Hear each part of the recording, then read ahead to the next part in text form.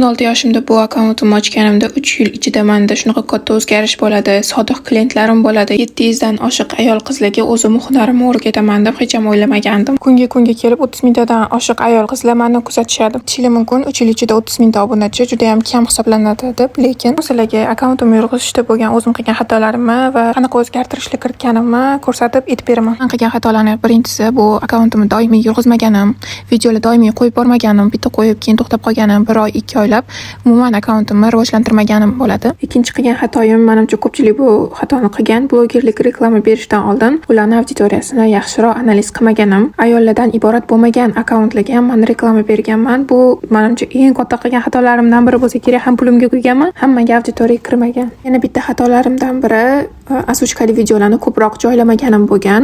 Men bilmaganman boshida asochkali videolarda ko'proq odamlarni jalb qilish mumkinligini.